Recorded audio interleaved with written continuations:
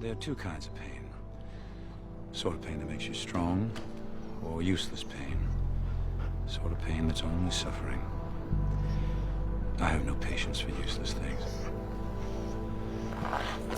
Moments like this require someone who will act. Will do the unpleasant thing, the necessary thing. There. No more pain. We are not nominating you for Secretary of State. I know he made you a promise, but circumstances have changed. The nature of promises, Linda, is that they remain immune to changing circumstances. They've done us a great favor, Doug. We are no longer bound by allegiances. We serve no one. We live by one rule and one rule only. Never again will we allow ourselves to be put in such a position. Walker and Vasquez. All of them. I hold them all accountable. Retribution? No. It's more than that. Take a step back. Look at the bigger picture. I think I see what you're getting at. Kern first? That's how you devour a whale, Doug. One bite at a time. Power is a lot like real estate. It's all about location, location, location. The closer you are to the source, the higher your property value. Centuries from now, when people watch this footage, who will they see smiling just at the edge of the frame? So help me God. Congratulations. Such a waste of talent. He chose money over power. In this town, a mistake nearly everyone makes. Money is the McMansion in Sarasota that starts falling apart after 10 years. Power is the old stone building that stands for centuries. I cannot respect someone who doesn't see the difference. What a martyr craves more than anything is a sword to fall on. So you sharpen the blade, hold it at just the right angle, and then 3, 2, 1. I'd have to ask you to stay back, Congressman. What's going on? Some guy was trying to get into the building. When we said no, he started tearing his clothes off.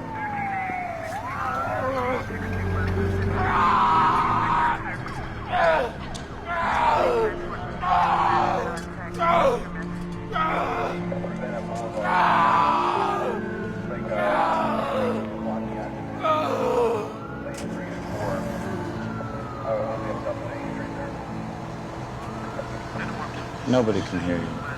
Nobody cares about you. Nothing will come of this. What you have to understand about my people is that they are a noble people. Humility is their form of pride. It is their strength. It is their weakness. And if you can humble yourself before them, they will do anything you ask. I've been offered a spot on Nightline. You want my advice? I don't want it. I need it. Close your eyes. Okay. It's 11:25. Nightline is about to come on. Millions of people are watching. Where are you? Home? No. At the studio? Yes. And what do you see? I see lights. I see a camera. And that little red dot goes on? Tell me what you hear. I hear my voice. And those millions of people, what do they hear? My voice. And what do they see? My face. So you don't need my advice. Hammersmith's gonna freak. You don't want to work anywhere you're not willing to get fired from, Zoe. Treading water is the same as drowning for people like you and me. Good luck, I'll be watching. Hey, wait. Yes. When'd you get back? When I get back, you'll know. He and I have a good working relationship, or used to. You can see he has a temper, but I can usually cut through that and reason with him. But I may have pushed him too far, which is worrisome. Friends make the worst enemies. Sir, you have placed your faith in me thus far. I would ask that you continue to do so. Whatever you're doing, Frank, isn't working, so I'm stepping in. Gut the bill, like Linda said. No. I'm sorry, Mr. President, but I will not do that. Are you letting pride cloud your judgment, Frank? Respectfully, sir, you're allowing fear to cloud yours. Not an easy thing to say no to the most most powerful man in the free world. Sometimes the only way to gain your superior's respect is to defy him. There's a value in having secrets. Creatures like myself, like Claire, like Zoe, we wouldn't be ourselves without them. Peter Russo, on the other hand, he's trapped by his secrets. What I'm trying to do is give him the opportunity to set himself free. After all, we are nothing more or less than what we choose to reveal. What I am to Claire is not what I am to Zoe, just as Zoe is not to me what she is to her father. I can't compete with Sandcorp's war chest. My only option is asymmetrical, to pick off the opposition one by one like a sniper in the woods. There will come a time to put Remy in my crosshairs, but not right now.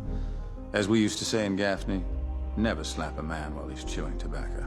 Zoe expects me to twiddle my thumbs until her arrival. Perhaps she's making the mistake thinking her time is as valuable as mine. Proximity to power deludes some into believing they wield it. I put an end to that sort of thinking before it begins. Rebellion on all fronts. Claire, Zoe, Russo. I must not lose my resolve. I will march forward, even if I have to do so alone. I hate being kept in the dark. Waiting. Speculating.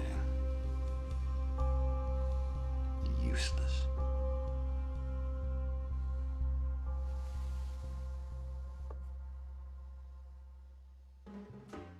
It only takes 10 seconds to crush a man's ambitions. I need to take care I protect mine. I must gamble everything I have right now. If I'm honest, she may use it against me. If I'm not, she won't lift a finger. I've used this same tactic myself. Once someone is exposed, they're at your mercy. I said to my professor, why mourn the death of presidents, or anyone for that matter? The dead can't hear us. And he asked me if I believed in heaven. I said no. And then he asked if I had no faith in God. I said, you have it wrong. It's God that has no faith in us. He understands the difference between power and money. It's precisely what makes him dangerous. He doesn't measure his wealth in private jets, but purchase souls.